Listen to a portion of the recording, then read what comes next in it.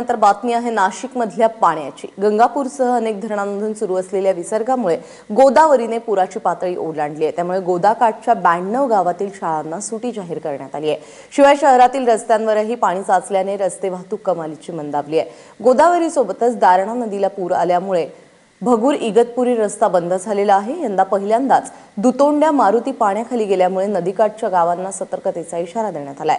सध्या गंगापूर धरण 86%, दारणा 78% आणि पालखेड धरणामध्ये 79% इतका पाणीसाठा जमा झालाय।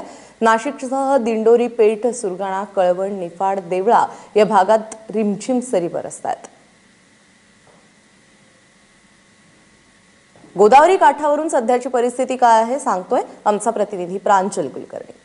काल सकाळपासून नाशिकमध्ये जोरदार हा पाऊस सुरू आहे। गंगापूर धरण जे आहे ते पूर्णपणे भरलेलं आहे।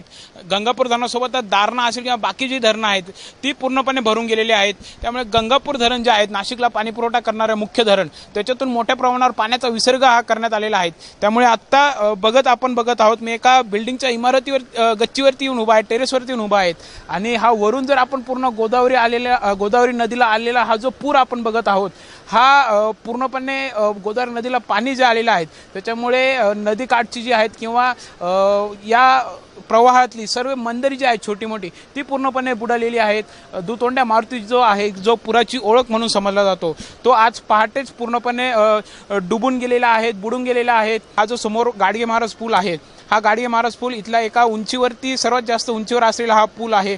मात्र त्याच्या खाली हे पाणी लागलेलं आहे। हजारो नाशिककरांनी हा पूर बघण्यासाठी गर्दी केलेली आहे।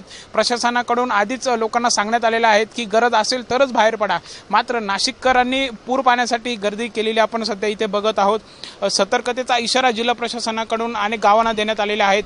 इकडे जर बघितलं तर जिकडे नजर जाईल तिकडे पाणीच पाणी हे दिसून येत आहेत। जुन्या नाशिक भागांमध्ये जी नदीकाठची जी घरं आहेत त्या घरांमध्ये हे पाणी गेलेलं आहे। जिल्हा प्रशासनाच्या ज्या शाळा आहेत त्या नदीकाठच्या 92 गावातील शाळांना या सुट्ट्या देण्यात आलेल्या आहेत। जिल्ह्यातील सगळेच जी धरणं आहेत तिथेच अशीच परिस्थिती जवळपास बघायला मिळते आहेत। पाऊस जर असंच सतत सुरू राहिला तर अजून या पातळीमध्ये वाढ होतानाही दिसून येणार आहेत। त्यामुळे नागरिकांनी दक्षता घेण्याची ही गरज आहे। प्रांजल कुलकर्णी, एबीपी माझा, नाशिक।